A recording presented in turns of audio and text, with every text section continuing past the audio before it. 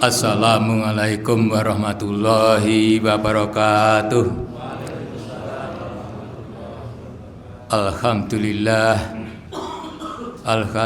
rabbil alamin. Wassalatu wassalamu ala asrafil anbiya'i mursalin wa ala alihi washabihi ajmain. Subhanaka la ilma lana illa ma 'allamtana innaka antal alimul hakim. Rabbi sholli sadri wa yassirli amri wahlul 'uqdatam min lisani yafqahu qawli. Amin rabbal alamin. Jamaah salat Isya insyaallah dilangsungkan tarawih witir yang dimuliakan Allah Ta'ala dan juga kami hormati. Sebelum kami menyampaikan kultum sedikit, marilah kita sebagai hamba Allah tidak ada henti-hentinya selalu mengucapkan puji syukur kepadanya yang mana telah memberi kenikmatan kita semuanya yang tidak bisa dihitung berapa jumlahnya, terkecuali kenikmatan yang besar yaitu nikmat iman dan Islam.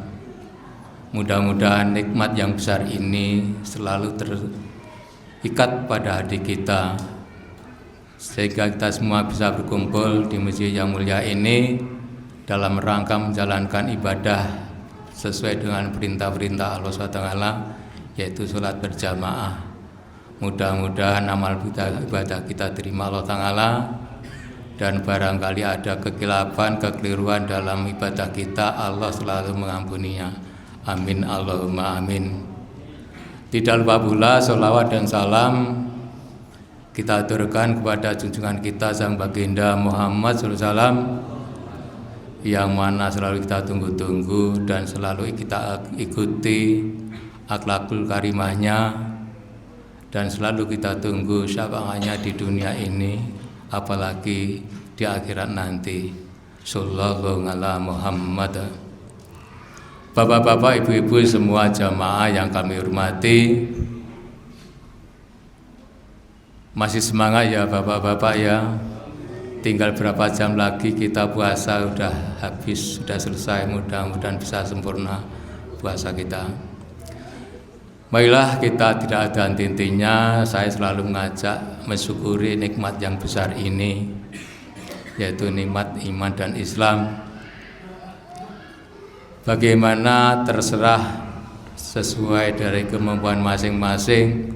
Ternyata pada saat ini iman dan Islam masih merekat di badan kita semuanya, masih diikat dalam hati kita sanubari masing-masing. Mudah-mudahan sampai akhir hayat nanti. Dan inilah nikmat yang besar, yaitu nikmat Islam, dan perlu kita syukuri dengan syukur alhamdulillah rabbil alamin. Sebab apa? Allah itu mudah memolak-malikkan, mutar-balikkan hambanya.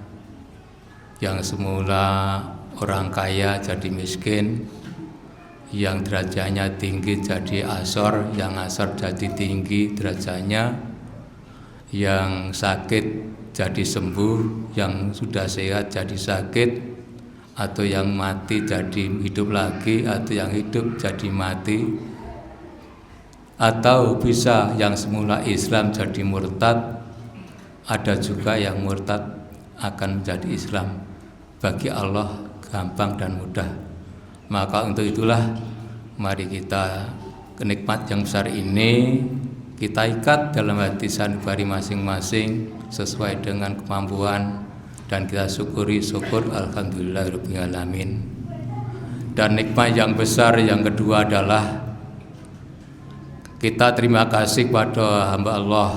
Kita jadikan hamba Allah yang beragama Islam. Sebab agama Islam itu agama yang diridhoi oleh Allah Ta'ala. Agama Allah ini banyak sekali di dunia, bukan agama Islam. Tapi kita tidak boleh mengolok-olok istilahnya, apalagi menyalahkan dari agama lain. Cuman kita perlu dalam benak sayang seribu sayang. Dia sama-sama mencari surganya Allah, tapi tidak tahu jalannya. Jadi cuma putar terus berombang-ambingkan belau di dalam.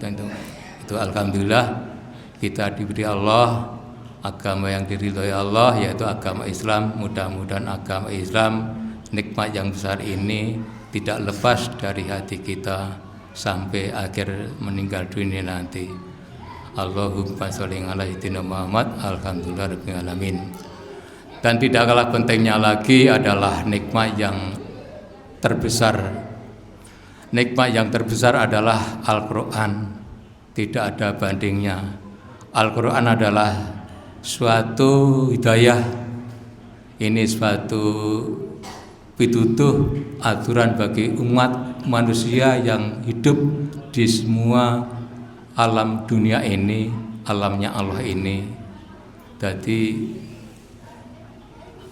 Al-Quran itu sebagai tuntunan bagi semua manusia yang hidup di dunia ini, tapi khususnya bagi orang Islam, yaitu wal Qur'ani umam, yaitu ikuti apa yang menjadi petunjuk dari Al-Quran itu. Al-Quran adalah sebagai imam khususnya bagi orang Islam.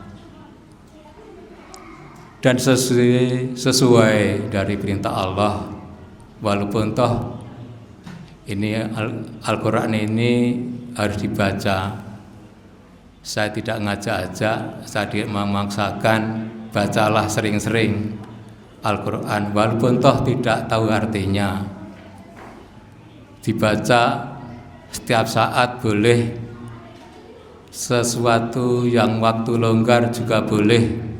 Tapi Al-Quran itu bila panjenengan maca membaca pahalanya, mesti akan ada pahalanya yang lebih besar.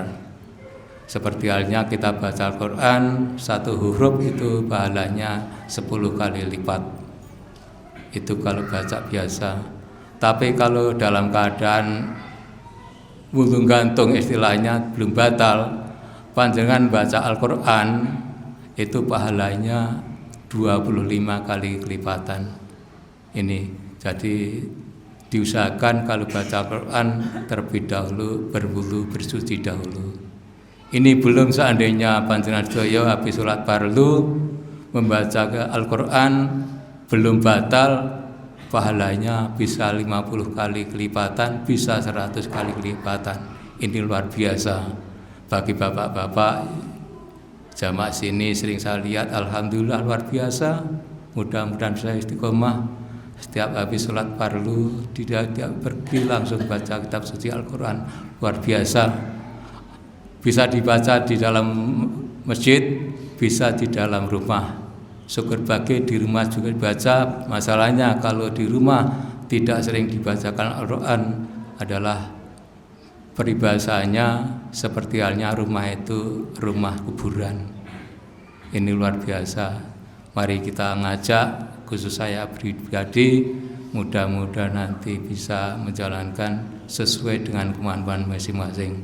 Apalagi di bulan Ramadan ini, kalau panjenengan sering-sering baca Al-Quran, luar biasa pahalanya, bukan 70 kali, bukan 1000 kali, bukan 700 kali, tapi berlipat ganda pahala dari Allah Ta'ala. Mudah-mudahan nikmat yang besar ini kita nikmati dengan syukur alhamdulillahirabbil alamin. Dan tidak pula lupa ada kenikmatan besar yang lebih terbesar lagi adalah kita mendapat tuntunan dari Nabi kita, Nabi terakhir, sang baginda junjungan kita Nabiullah Muhammad SAW.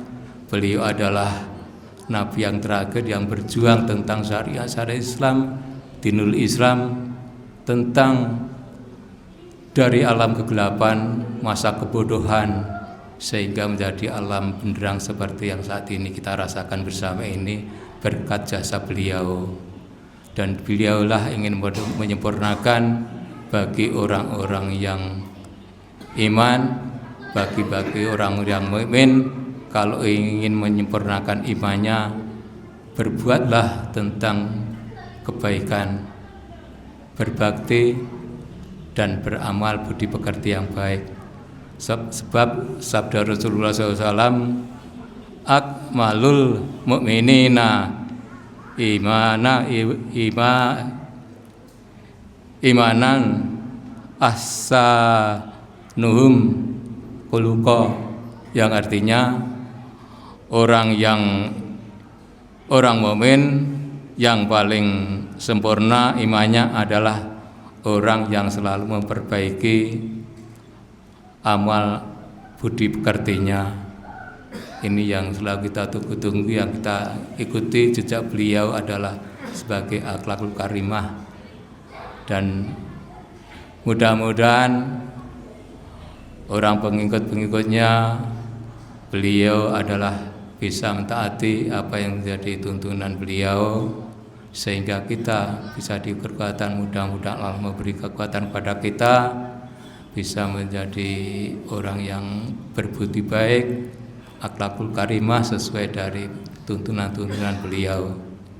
Demikian, barangkali ada kekilapan kultur kami, mudah-mudahan dengan iman ibadah puasa yang tinggal sedikit berapa jam ini, kita perlu hati-hati jangan sampai gugur, dan mudah-mudahan apa yang menjadi amal ibadah kita di bulan Ramadan ini semuanya diterima Allah Ta'ala sebagai amal ibadah kita. Mudah-mudahan amal ibadah kita diterima Allah Ta'ala. Demikian, barangkali ada khilaf kami, salah dari saya pribadi, kalau betul dari Allah Ta'ala. Akhirul kalam, wallahul muwaffiq ila thoriq. Wassalamualaikum warahmatullahi wabarakatuh. Terima kasih.